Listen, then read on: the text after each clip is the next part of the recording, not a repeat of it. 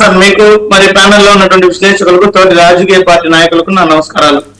ఏంటి Sai Krishna missing mystery చాలా చాలా అంశాలన్నీ కూడా ఇందులో ఉన్నాయి.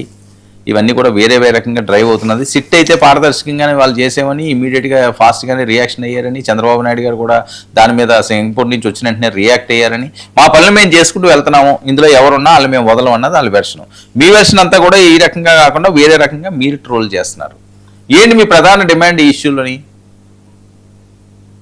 సార్, ముందుగా సాయి కృష్ణ వ్యవహారంలో మొదటి నుంచి ప్రభుత్వం మొద్దు నిద్రపోతుందని మేము పదే చెప్తున్నాం. ఇప్పుడు కూడా ఇలాంటి ఘటన దేశంలో ఎక్కడ జరిగినా కూడా ఫస్ట్ ఆఫ్ ఆల్ దీని మీద సుప్రీంకోర్టు గైడ్ లైన్స్ కూడా ఉంది. జ్యుడిషియరీ ఎంక్వైరీ వేయాల్సినటువంటి ఘటన ఇది.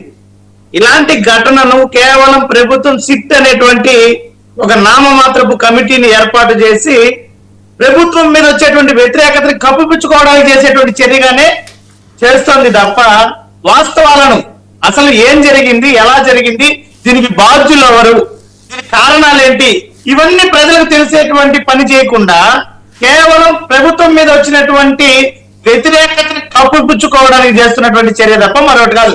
అది కూడా మీరు చూస్తే ఆ విజయలక్ష్మి గారు ఎవరైతే సాయి కృష్ణ వారి తల్లి ఉన్నారో ఆవిడ గత నెల 9వ తారీఖు నుంచి పోరాటం చేస్తే దాదాపు 40 రోజులు పోరాటం చేస్తున్నా ఎప్పుడు ఎఫ్ఐఆర్ గట్ల, ఎప్పుడు చర్యలు తీసుకోవాలా, మానవ హక్కుల సంఘాలు రోడ్ల మీదకి వస్తే చర్యలు తీసుకోవాలా, న్యాయవాదులు బయటకు వచ్చి నిరసనలు తెలియజేస్తే చర్యలు తీసుకోవాలా.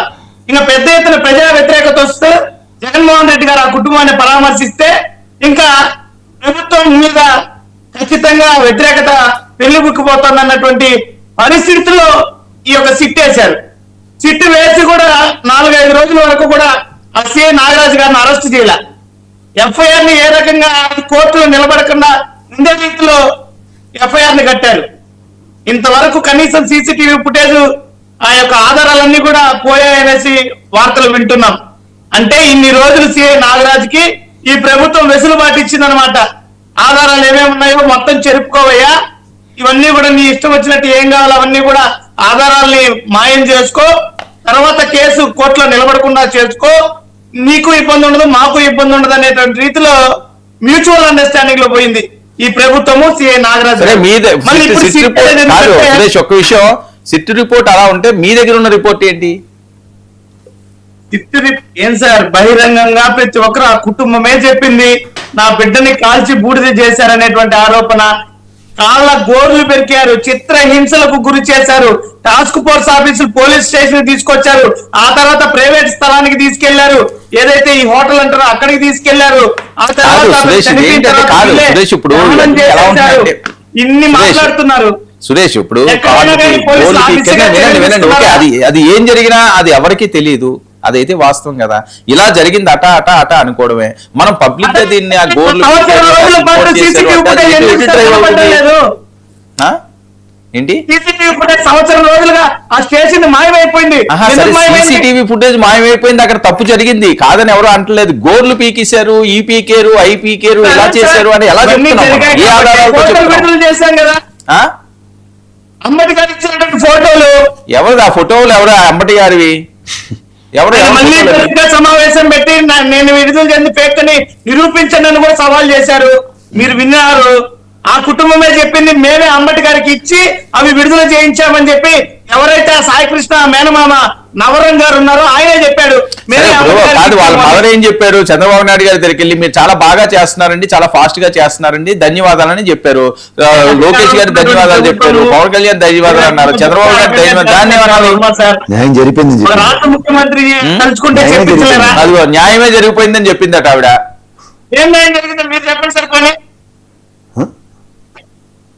ప్రెస్ మీట్ ఫాలో లేదు సురేష్. చంద్రబాబు గారిని కలిసి వచ్చిన తర్వాత నాకు న్యాయం జరిగిందని చెప్పింది ఆవిడ. ఆవిడకి ఏం న్యాయం జరిగిందో ఆవిడకి ఏమర్థమైందో నాకైతే అర్థం కావట్లా. ఆవిడకి ఏం న్యాయం జరిగిందో, ఆ సాయి కృష్ణని చంపిన వాళ్ళు ఏమన్నా కఠినంగా ఏమన్నా ఉరి శిక్షలు పడ్డాయా, లేదంటే యావజ్జీవ కారాగార శిక్ష పడిందా, లేదంటే వాళ్ళు ఏమన్నా పూర్తిగా ఉద్యోగుల నుంచి డిస్మిస్ చేశారా? ఏం న్యాయం జరిగిందో అవునడగండి. మరి ఏం న్యాయం జరిగింది అనేది ఇప్పటి వరకు అది భగవంతుడికి కాదు. ఇప్పుడు మీ డిమాండ్ ఏంటి? ఆ డిమాండ్ ఏంటంటే సార్, ఏదైతే మానవ హక్కుల ఉల్లంఘన జరిగిందో చట్టాలకి న్యాయ వ్యవస్థకి గౌరవం ఇవ్వలేదో అలాంటి వ్యక్తులకి మదురై తరహాలో ఈ తప్పు చేసిన వాళ్ళకి ఉరి శిక్ష పడాలా, దీంట్లో వాస్తవాలన్నీ కూడా బయట రావాలా, మరొక వ్యక్తికి ఇలాంటి ఘటన జరగకుండా ప్రభుత్వం చర్యలు తీసుకోవాలా, ఇప్పటికైనా పోలీసు వ్యవస్థని పటిష్టం చేయాలా. ఇప్పటికే కూటమి ప్రభుత్వం అధికారంలోకి వచ్చినప్పటి నుంచి వ్యవస్థలన్నీ భ్రష్టు పట్టిపోయాయి, నిర్వీర్యమైపోయాయి. Okay. ర్యాంకింగ్ చూసారు, అట్టడుగుకు వచ్చింది, చివరికి వచ్చింది దేశంలో. మరి Okay. అలాంటి పరిస్థితులు ఎలా కాదు, ఓకే, ఇది ఎలా ఉంటే విలువ నుంచి పాలన కొనసాగించాలా, ఓకే ఇది ప్రధానమైనటువంటి డిమాండ్లు. విజయ్ సార్ నమస్తే.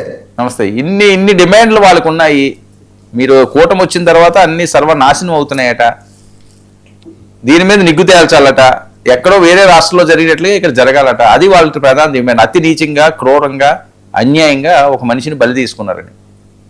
సార్ ముందుగా మీకు పెద్దలు కేఎస్ ప్రసాద్ గారికి, సురేష్ గారికి, సోదరి కీర్తన, ప్రేక్షకులందరూ కూడా నమస్కారం అండి. ముందు ఇది ఒకటి చూద్దామండి. పుట్టినటువంటి చిత్రాలు వినపడుతుంది.